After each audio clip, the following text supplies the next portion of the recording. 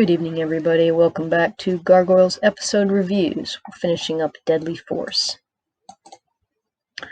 We're back with will Elisa survive the Nepalese medical care of MGH? Will Broadway fess up to shooting her? Will Owen recover the stolen weapons? Will Dracon stop using dated gangster lingo? We're about to find out. If you missed Deadly Force the first half, go read it. Spoilers equal to 2020 moments. Ask Greg equals according to Greg. Revenge time. There's Goliath. Goliath finds Elisa's room at MGH. How? Luckily, it's on the top floor and has a skylight. I don't know if MGH has skylights. Also, I mean, seriously, how did he find the room? Just looking at every window, hoping to see her? That's kind of creepy. Below, we meet Elisa's family. Dr. Sato is recounting the bullet's path. Clavicle, heart, lung, lumbar spine. What kind of magic bullet is this? It goes in toward the heart and downward to the spine. I mean, I guess it could have bounced off the clavicle, but the clavicle is on the front. It's also really fragile. I don't see that happening. I mean, maybe it split. They do fragment, but I don't know.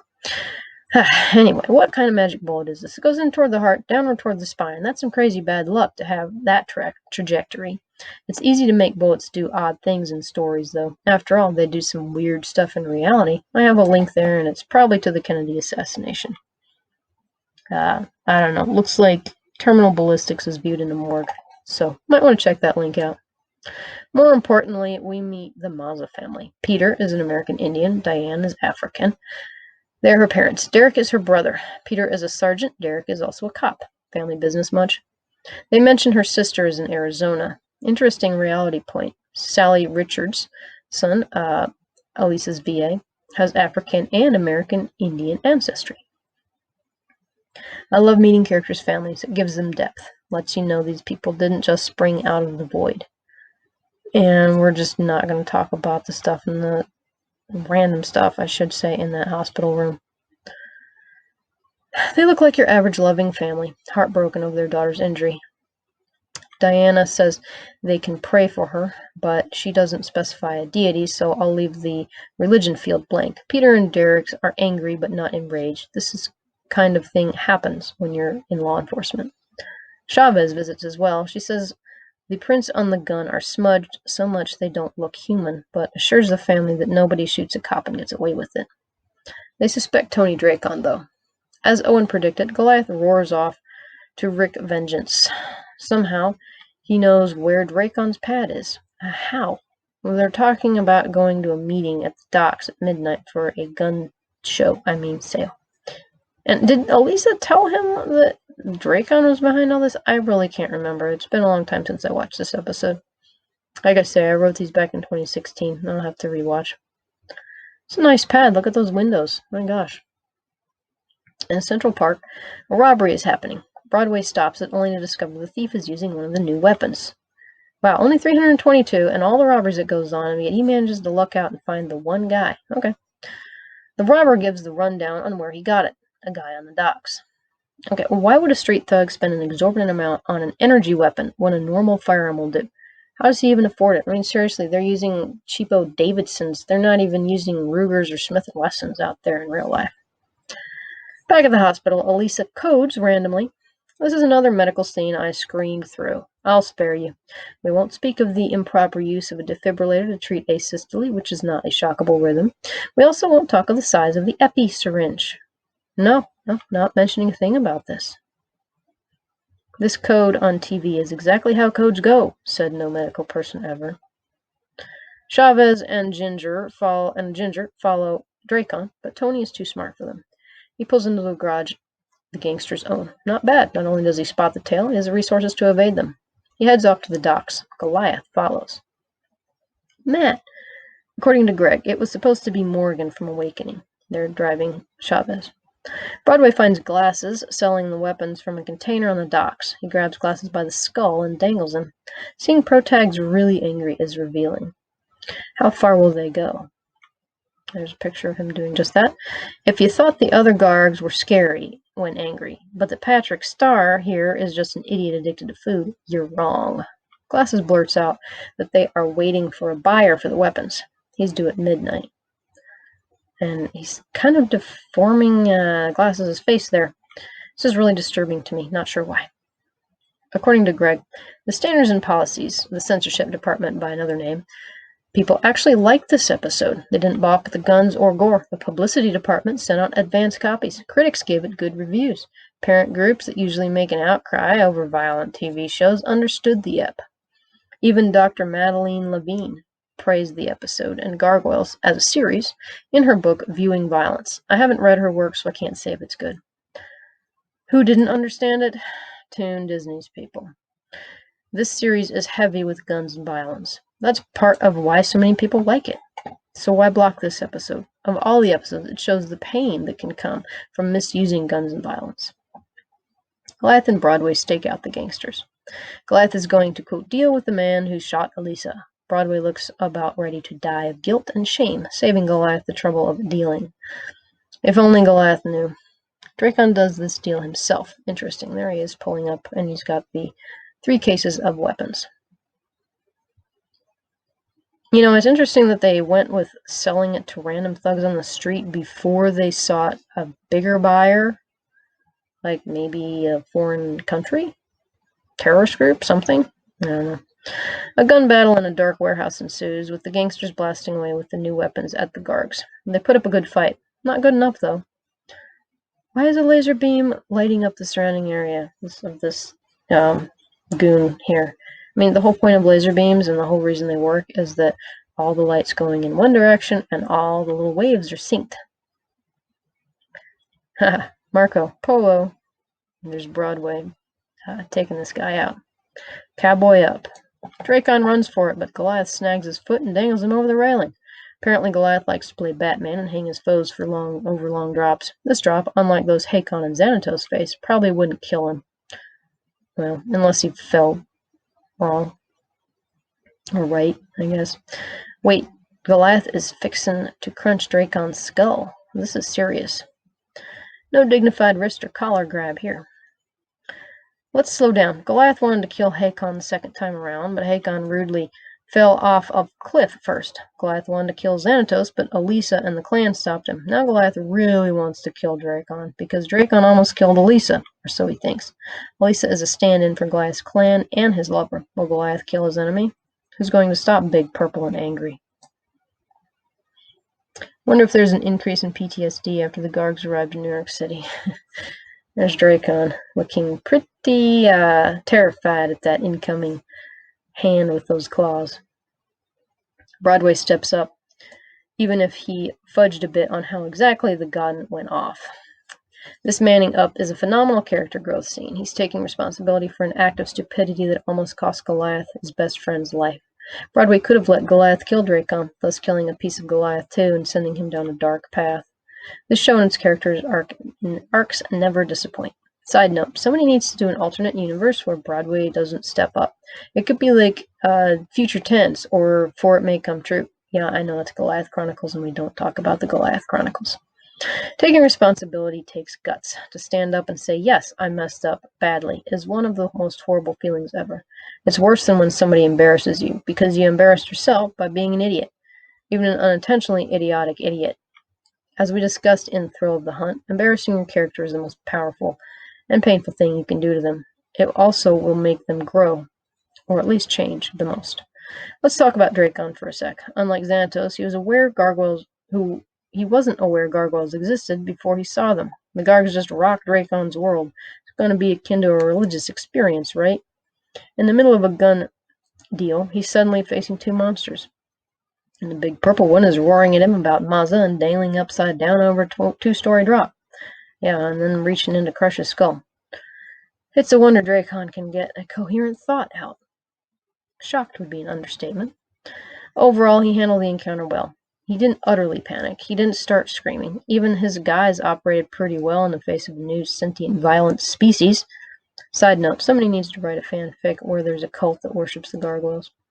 How will the widening of Tony's world affect him? If Gargoyles are real, what else is true, and what else is false? This is totally beyond Dracon's experience. Goliath ties Dracon and his thugs up with some metal pipes that bend really well. The garage door opens, and who should roll up but Owen. He appears to be alone. I'd wager there are about 20 Xanatos Enterprise Security Service personnel ranged about the warehouse, though. No way somebody with as much sense as Owen would risk walking in without at least 2 snipers covering him and a thorough screen of the building. I'm sure I'm leaving out Mike Ehrmantraut from Breaking Bad and Better Call Saul, of course. Even he does a thorough check of the location and the parties involved. And there's Owen walking in, and it's a nice scene because at first you don't know who it is. And this part was such a twist. Owen is the buyer. Since the cops have proved useless, he's taking matters into his own hands by buying back the weapons. This shows he and Xanatos Enterprises have a wide range of contacts. He set this up in a day. He also had cunning to think of the idea in the first place. Who else other than Xanatos himself would think, hey, why don't I just buy the stuff the gangsters stole? I'm wondering, too, if once Dracon sold Owen the weapons, Owen would have contacted the police. Kind of have a bit of a bland headcanon that Xanatos heard through the grapevine in jail how to contact Tony, but then again, it's just county, not prison, so probably stretching a bit. Either way, Dracon will be in good company soon enough, and he lands in the local correctional institution. Owen can't resist a dig at Goliath. Excellent job, by the way. He will be pleased that you have recovered his property.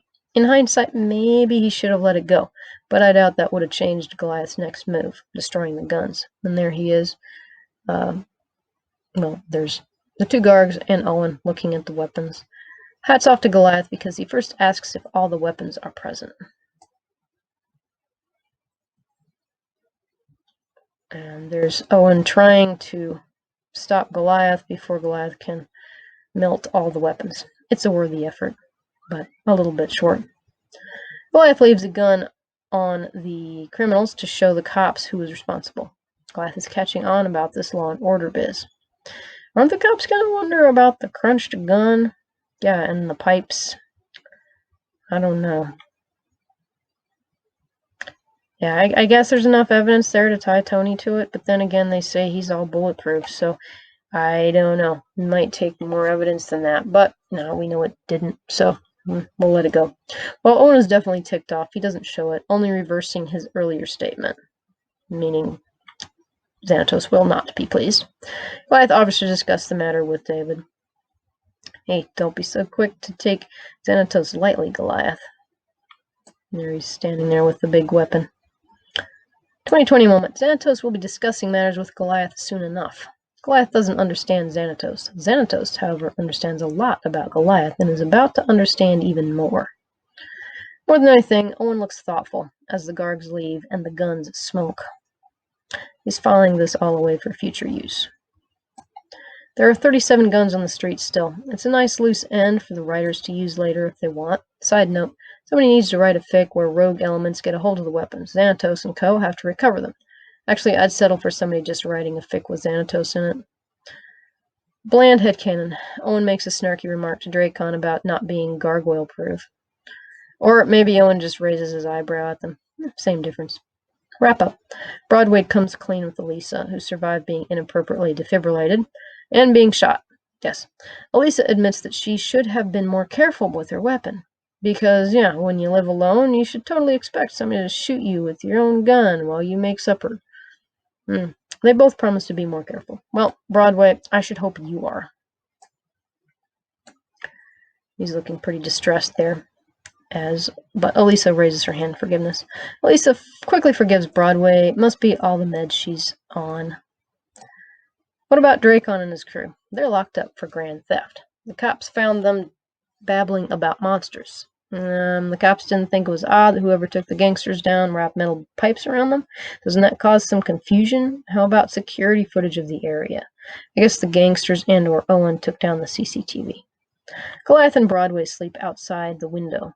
I'm sure nobody would notice 2 gargoyles on the roof of a hospital. Believe me, there's one thing that people look at a lot, patients and staff, and it's the roof. There's no Xanatos tag ending this time. Imagine David took the news with the usual calculating calm. He would be interested how Goliath reacted. It would also approve of Owen's handling of the situation. As far as how Xanatos views Dracon, well, I would guess David will give credit for the theft of the guns. Imagination would get maybe a C. Perhaps it was since it was a pretty standard plot. Contingency plans rated D+, considering Dracon really didn't have anything, so maybe even an F. The mitigating factor to that would be that Dracon had zero experience with the Gargs. After all, Xanatos' first interaction and the Pax landed him and them in county.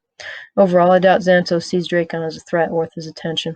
David is more interested in, quote, playing, unquote, with Goliath, the really interesting adversary. Final thoughts. I appreciate that this ep wasn't ramming gun control down our throats. It wasn't even making guns themselves out to be bad, so much as it was showing the respect they require. The damage the weapons did happened because sentient beings misused them. Throughout Gargoyles, you'll see more guns than in a gun store. Everybody from Xanatos to Owen to Elisa and Demona has a gun or two on them. They use them frequently. Depending on the character and situation, their use can be for good or ill. Guns are just tools. I love meeting new antagonists. Dracon is a new spin on the classic mobster. That's hard to do. Having him be young and willing to get his hands dirty sets him apart. He's got promise. This isn't really a show that fits well with the mafia story, though. This isn't Batman. Of course, the standout antagonist in this episode is Owen. He's not 100% opposed to the Gargoyles this time. They both want to get the guns away from Tony Dracon. Motivations and plans differ, but not in a way that puts them against each other. Until Goliath's destruction of the weapons, anyway. Seeing how the Gargs treat Owen and vice versa in day-to-day, non-adversarial situations is fun. How often does the show have protags interact casually with one of the main antagonist partners / majordomos? 2020 moment. And we cameo Matt. He was Chavez's driver. Time is ticking in the Gargoyle universe. Xanatos will be home in early January, leaving little time for the Gargs to get the heck off his property. Will they need a nudge? Yes. And there's a man who's dying for the opportunity to deliver that push. Tune in next week. In the meantime, what did you think of the antagonists in this ep? How about the themes? Comment, either here or on the blog. Thank you so much for watching, and we'll see you in the next one.